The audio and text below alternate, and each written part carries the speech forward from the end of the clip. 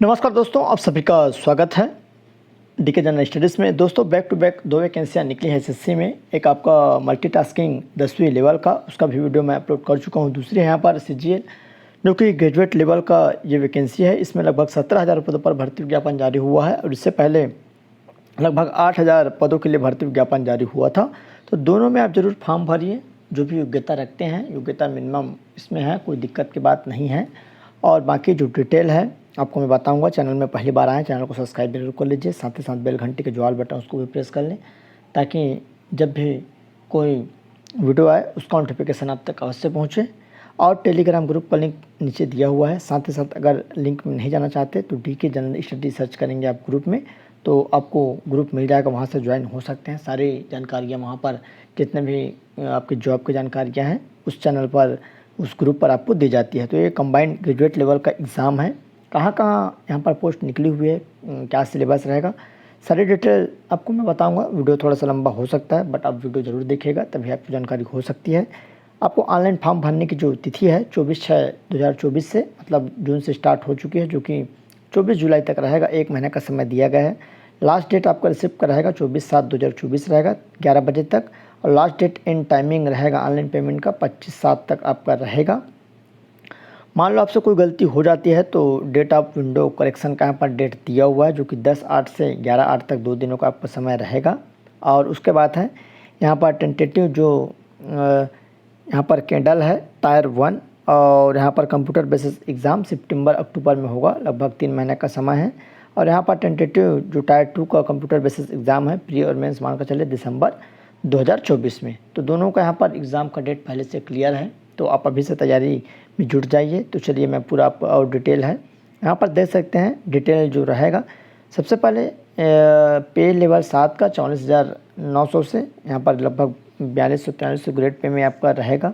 Post का date दिया हुआ है, मतलब सॉरी, पोस्ट कौन कौन सा पोस्ट है। साथ ही साथ यहाँ पर जो एज लिमिट है और क्वालिफिकेशन जो पोस्ट का आपका रहेगा, क्वालिफिकेशन क्या रहेगी। साथ साथ मिनिस्ट्री ऑफ डिपार्टमेंटल कौन सा मिनिस्ट्री में आपका रहेगा, जो कि कैडर है। तो असिस्टेंट यहाँ पर ऑफिसर है, जो कि यहाँ पर सेक्शन है सेंट्रल सेक्रेटरियल सर्विस है। ग्रुप बी का पोस्ट है। 20 से 30 ईयर आपका एज लिमिट है, इसमें छूट भी रहेगी।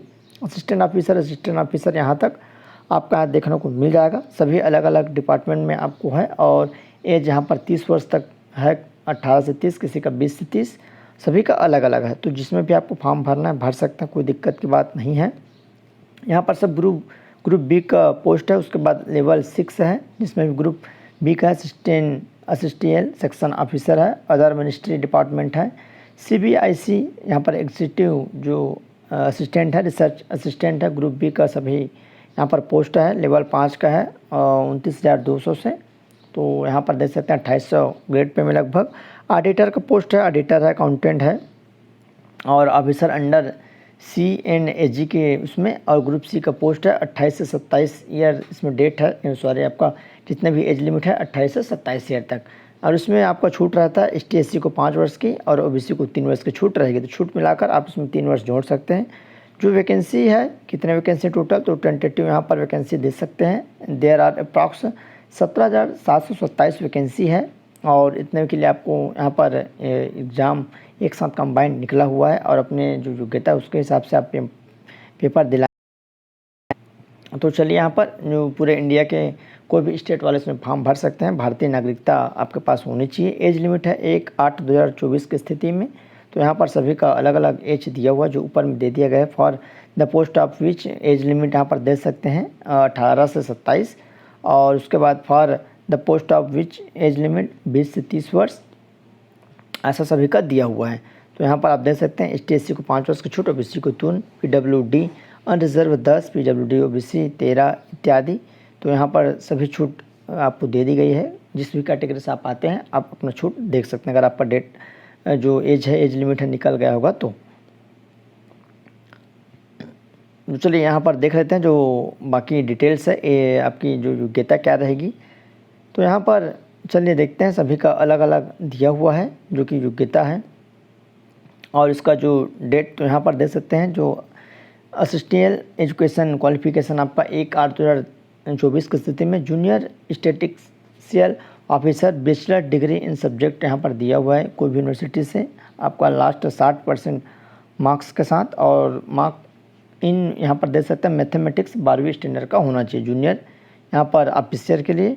और बैचलर डिग्री आपका यहाँ पर स्टैटिक 1 एक सब्जेक्ट में आपका डिग्री लेवल होना चाहिए। उसके बाद है ग्रेड 2 का है जो कि स्टेटिस्टिशियन यहाँ पर इन्वेस्टिगेटर के लिए, जो बैचलर डिग्री का आपको यहाँ पर बोला गया है कोई भी यूनिवर्सिटी से 6 सेमेस्टर का।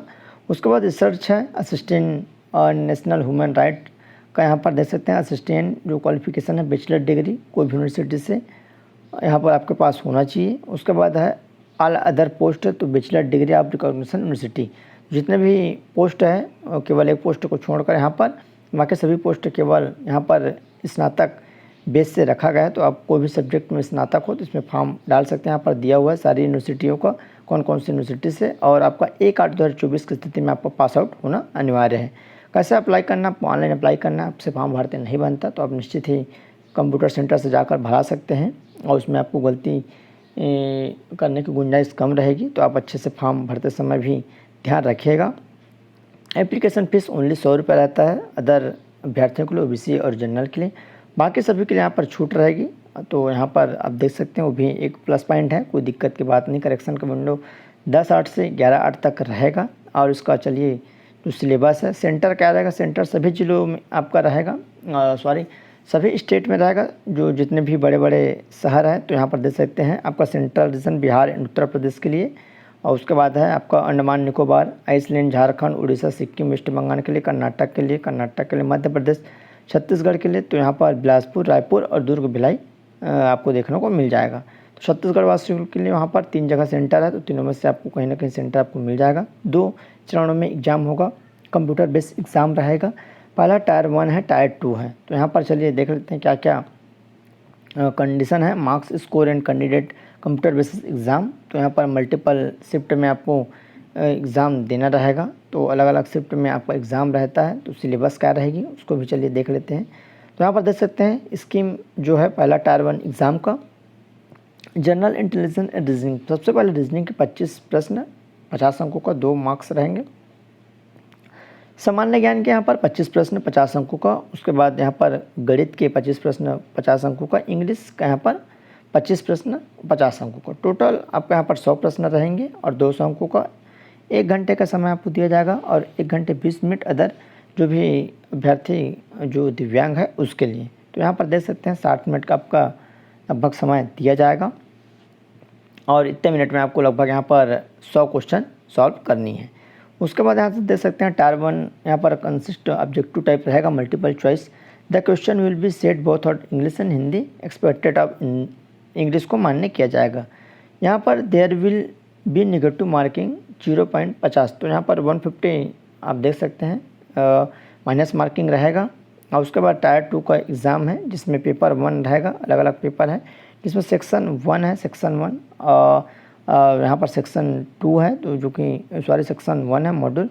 मैथमेटिक्स रहेगा 30 प्रश्न। उसके बाद रीजनिंग एंड जनरल इंटेलिजेंस के 30 प्रश्न। टोटल 60 प्रश्न 3-3 अंकों का 180 अंक रहेंगे, जिसके लिए आपको 1 घंटा का समय दिया जाएगा, और 60 प्रश्न आपको देखने को मिलेगा जो कि फाइनल है। उसके बाद यहाँ पर सेक्शन 2 है, जिसमें इंग्लिश लैंग्वेज रहेगा आपका, जनरल सामान्य ज्ञान इंग्लिश है 45 प्रश्न और सामान्य ज्ञान 25, टोटल 70 प्रश्न 210 अंकों का। सेक्शन 3 रहेगा, जिसमें कंप्यूटर नॉलेज की जानकारी 30 प्रश्न रहेगा, और यहाँ पर 60 अंकों का 20 प्रश्न रहेंगे। 15 मिनट आपको इसके लिए दिया जाएगा। और उसके बाद यहाँ सेक्शन 3 है, इसमें 15 minute data entry operator skill test, जो भी डाटा ऑपरेटिंग के लिए यहाँ पर 1 डाटा टास्क है, जिसमें 20 मिनट में 15 मिनट में आपको कोई भी सेंटेंस दिया जाएगा। पेपर 2 है, स्टैटिक्स के यहाँ पर 100 प्रश्न 200 अंकों का, और 2 घंटे का समय आपको दिया जाएगा।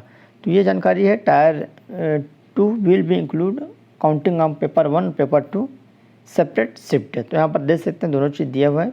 पेपर 1 है कंपलसरी फॉर ऑल पोस्टों के लिए पेपर 1 को दिलानी है। उसके बाद जैसे भी आपको पेपर 1 क्वालिफाई हो जाएगा तो पेपर 2 आपको यहाँ पर दिलाना पड़ेगा।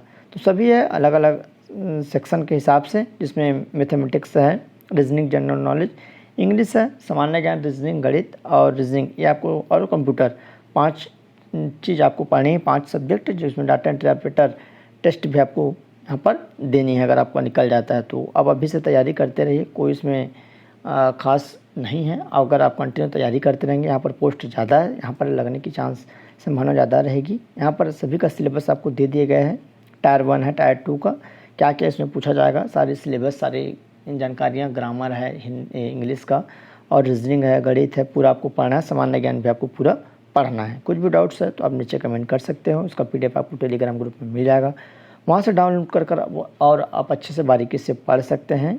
और तो ये जानकारी थी। कुछ भी डाउट्स रहता है तो आप नीचे कमेंट कर सकते हैं, उसका रिप्लाई दिया जाएगा।